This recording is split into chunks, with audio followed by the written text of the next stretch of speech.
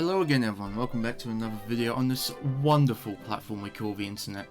And this time we are back with another video from our favourite Nintendo fanboy, Harman Smith. And this time claiming that the AAA gaming industry cannot compete with Nintendo, despite the AAA gaming industry being every single gaming company overall, including Nintendo, alongside PlayStation and Xbox and whatnot. So yeah, I don't really know what else to think, so we'll just get into it then, shall we? It's starting to feel more and more as if I find it funny how he was laying down like that. Like, that's a really good way to start the video.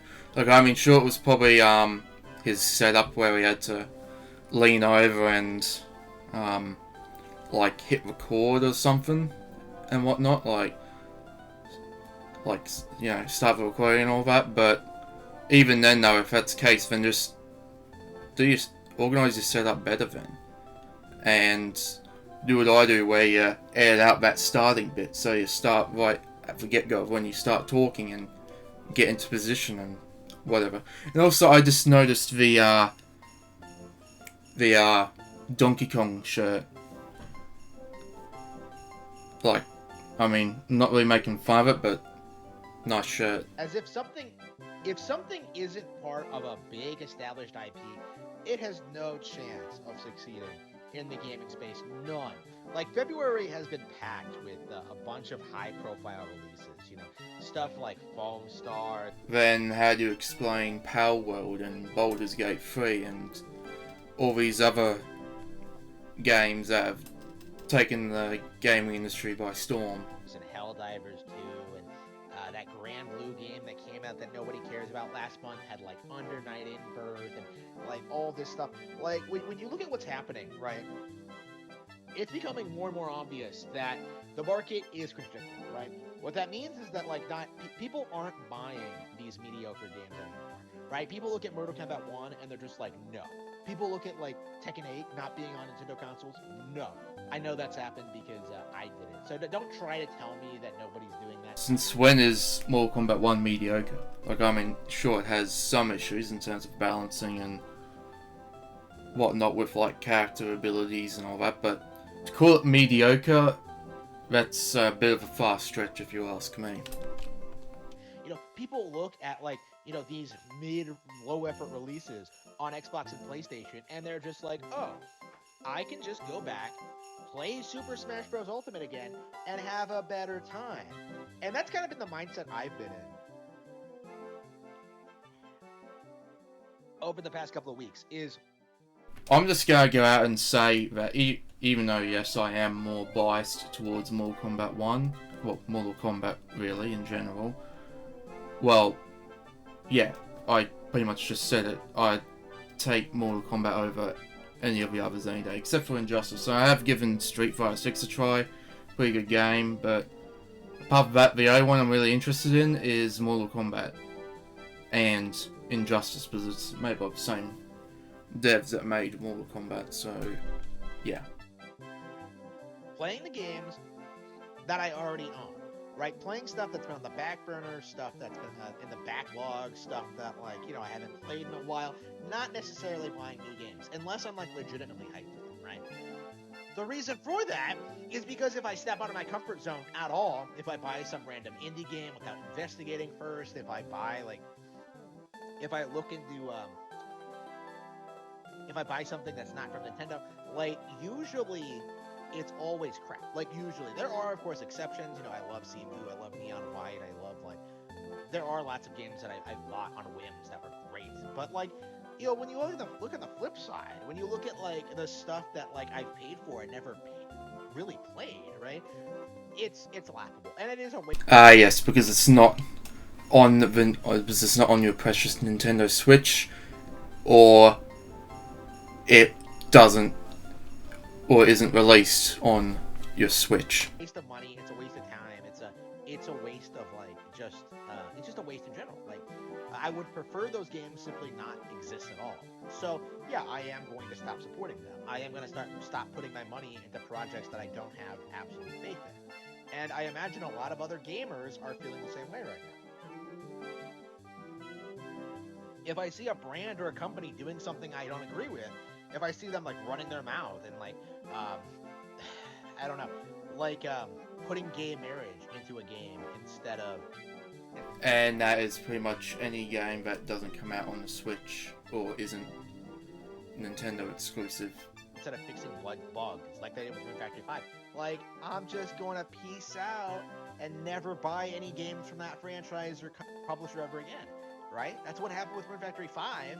You know, that's what happened with Marvelous, right? Like, it's not unheard of for me to, like, hold grudges against companies for pulling stunts like that. And I do think that is a major reason why Nintendo is going to win in the end. Because, like, all of these big publishers that are just throwing money everywhere, trying to get the next Fortnite, trying to get live service to become a thing, trying to scam customers. Like, all of these companies are leaving like the gates wide open for Nintendo to infiltrate and destroy. You know? Ah, yes, because Nintendo reigns supreme forever and ever. Look at fighting games, right? There is no unique and interesting fighting game franchise out there right now. All of them have jumped the shark. So when Nintendo puts out a sequel to ARMS, which I think is in the pipeline, like, we are going to see a lot of people try out ARMS too. Like, when the third-person market constricts, shooter market constricts, and people are looking for something new and interesting, they're going to go to Splatoon. When they want a 2D platformer, Mario, Donkey Kong, the works, right? Kirby. Like, when they want like a Metroidvania, why not Metroid itself, right? Like, it's hilarious to me that PC gamers... I have literally never heard of that, and to say that there are no unique fighting games, well, all the ones out there are, at least to me, unique in a way. Like, Street Fighter is... Street Fighter. Tekken is... I don't really know, but it's different from Street Fighter, Mortal Kombat in its own ways and all that. Super Smash Brothers is a fighting game just like the others out there, but with Nintendo characters and all that. Mortal Kombat is obviously a fighting game, but it's known for being absolutely violent and gory and all that. And Injustice is pretty much Mortal Kombat, but less gory and with DC characters. So, yeah, to say that there are no unique fighting games is not really very true, because I just said the reasons why. Have seriously tried creating this meme that the better Metroidvanias are all on PC. You know, never mind that, like, the Castlevania collection was only ported there recently, and Metroid's never going to be there at all. So, like, what do you have? Like, what exactly is on PC that isn't available on Switch? Don't try to tell me Hollow Knight. Because that got ported, right? Like, Metroid will never get ported. So, like even if a game is good, right? Even if it's legit great, like, it's gonna come out on Nintendo platforms anyway, right? So it's like, okay, like, I would rather just take my time, wait, like, sit on it, and, like, if the game looks good, if people are still talking about it, like, months later, like, if it still has an audience, a fan base, like, yeah, then maybe I'll check it out. But, like, the way things are looking now, with, like, all these... Yeah, because Nintendo doesn't release their games on other platforms like Xbox and PlayStation and PC do. It keeps stuff to itself. So, yeah. And with that the case, the only way to play Nintendo games on these other platforms, more specifically PC, is through emulation, which is legal, by the way. Dragon Quest, Final Fantasy, Zelda games I have to go through. Like, I'm not interested in just picking up random games simply for being random games, right? What I think is happening now is that more and more people are doing the same thing. I think that, like, new IPs cannot succeed in this industry because, first of all, they can't compete with the old established IPs, and second of all, like, like nobody's doing all that well anyway. So, like I think what's happening now is people are not experimenting as much, and they're not necessarily happy with the direction a lot of these franchises are going. Right? So I think what's going to happen is that eventually the audience is going to have to move over to Nintendo hardware, right? Like it's probably not going to be this generation. I think like people in like the 40-year-old boomers are just going to stop playing games entirely. That's what I've been observing. But like younger people, Zoomers, cannot off. Like I think the stigma against Nintendo being only for kids or casuals, like that's not going to survive another 10 years, right? Splatoon's already pretty hardcore. Like you know. Yes, because it's yes, move